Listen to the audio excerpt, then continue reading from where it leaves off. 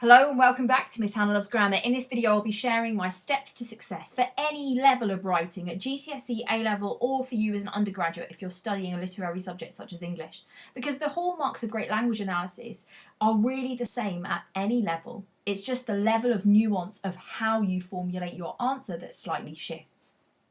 So the thing that most strikes me, and it struck me as a student and now as a teacher it's still the same struggle, is that we often think it's the act of writing that's the hardest thing.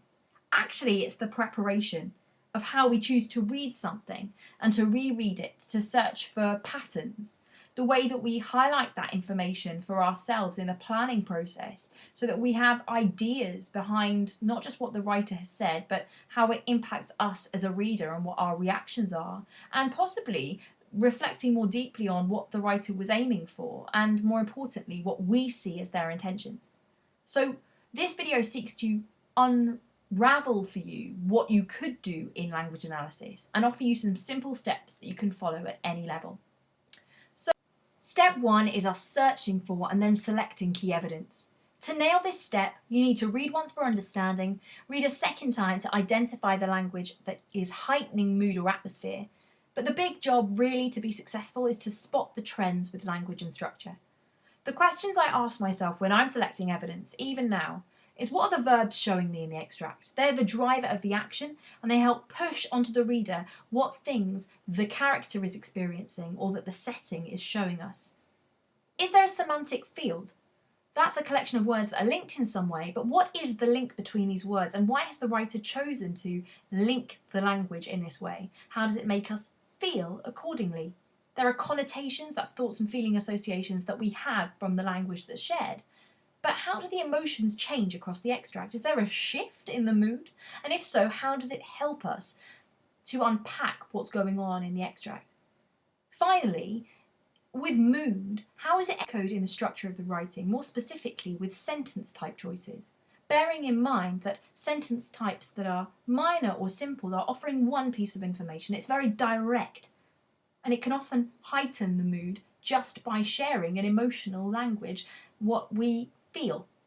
Yet compound and complex sentences offer a bombardment of feelings or facts and accordingly can change the mood by the differing, varying, changing nature of the language that's shared. It's one thing to spot these things, but it's important that you highlight for yourself the most powerful trends by colour coordinating. In an exam context anyway, it's a very quick way of spotting patterns and being able to narrate them. This video is nothing if you don't get a chance to practice for yourself. So I'm giving you an extract from Birdsong by Sebastian Faulks. I want you to read it and attempt to use these searching and selecting strategies that I've just shared. Hit pause so you're ready to share what you found too.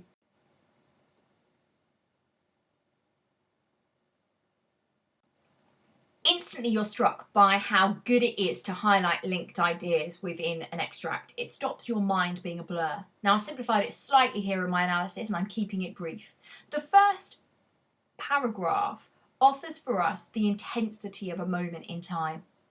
Whether it's secondhand, watch, slow motion, we get this particular moment counts. And that's amplified the most, I would argue, by 29 past, that minor sentence. Now, as we move on to the second paragraph, we're struck by the shifts in the verbs. Our character, he clambers out. He looks around. He stumbles. He seems trapped. And this is in direct contrast to the birds above him who are singing and wheeling around in a cloudless sky. The verbs, though, show the contrast to this man who's trapped in the war versus the freedom of nature above him. And finally, that third paragraph offers something really intense about the semantic field of war. And that's heightened by language like artillery, barrage, machine guns, trenches are mentioned more than once. And equally, so are the verbs that are used there. Smashed by bullets, jammed with bodies. It's as if we are meant to feel something. Which brings me on to step 2. We need to consider the reactions at every point that we have as readers, and also what plausible other reader reactions might be, and then reflect on what the writer was actually aiming for, what were their intentions. To nail this particular step, I recommend annotating around the extract potential reader reactions as you read in the pivotal moments that seem to heighten the tension as you read. And also reflect a little further on the writer's intentions. What could be their potential motives for portraying their writing like this to us as readers? The things we need to consider when we're reflecting on either of these is what words specifically push a reaction from us. Is it the same verbs or semantic field that you've already highlighted? If so, it just builds on your analysis. And if there's a shift in your reader reaction at a certain moment, hold that thought. Why does that happen? Hit pause to consider your own reader reactions and plausibly what you see as potential reasons why Sebastian Faulks crafts this particular moment in his novel Birdsong like this. How did he get on? I'm struck in the first paragraph by how we as readers are gripped by that intense commentary on time. We get that moment matters. As we move on to the second paragraph, however, the power of the third person narrative of his foot on the ladder, he swallowed hard, from the first paragraph is embedded even more. We feel more sympathy for this guy. More sympathy yet because he seems trapped and uneasy in his surroundings, totally at odds and in contrast to the animals around him and above him that seem free in the cloudless sky. And as we move to the final paragraph of this particular extract, we're gripped and very concerned for our protagonist's safety. The semantic field of war seems brutal, and we just wonder whether he and his contemporaries will survive. So why does Faulks do this? Perhaps to push on to us as readers that the front line of war is overwhelming. We get bombarded with the senses that overwhelm our protagonist as this particular narrative unfolds. And we're definitely really encouraged to feel sympathy for how powerless this character is. If nothing else, we don't need to be certain. There's a cautionary language, especially about the writer's intentions. But having an opinion that links to your evidence is the biggest and most important powerful step to help you into the next phase of writing. You've now done all the heavy lifting that's required to begin the writing process.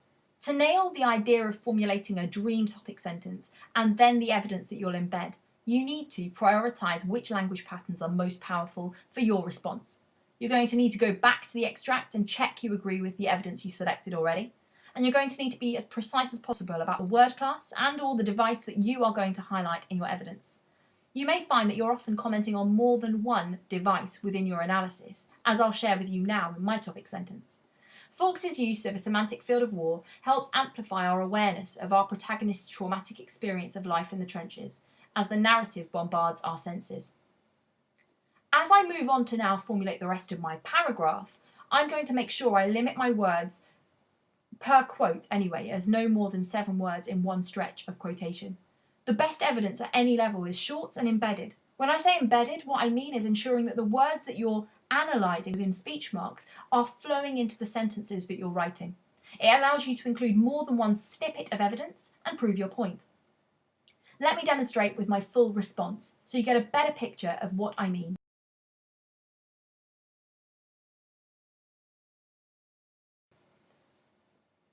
Now, as you read this for yourself and hit pause, consider how this analytical piece of writing, just in one paragraph, offers you a full range of my understanding of this particular extract. Now, you've already seen the crafting of an analytical paragraph, and you know the steps behind the point and the evidence. But many people refer to analytical paragraphs as PEAs or Ps. I'd refer to them as P cubed if I had a choice, because there are 3 realms of analysis. The first is you zooming in on the keyword or device, commenting on the impact or the connotations of that language. The second is you referring to your reader reactions. The level of specificity of both analysis 1 and analysis 2 is the key to doing incredibly well at any level. As opposed to talking about the imagery, talk about what kind of imagery. Is it brutal? Is it joyful? That level of specificity is what wins you not only marks, but credibility when you're writing an argument piece. And finally, when you're reflecting on the writer's intentions, Why have they done this? Be tentative, be cautious, using words like perhaps or maybe as a good way in. What could they have hoped to create, and why does it work for us? In my breakdown here, what I've given you is how the point, embedded evidence, reader reactions, and writer's intentions operate. But I hope that this whistle-stop tour of analytical writing helps you on your journey to academic success at any level. Why not subscribe to Miss Hannah Loves Grammar for all things English, literary, and grammatical?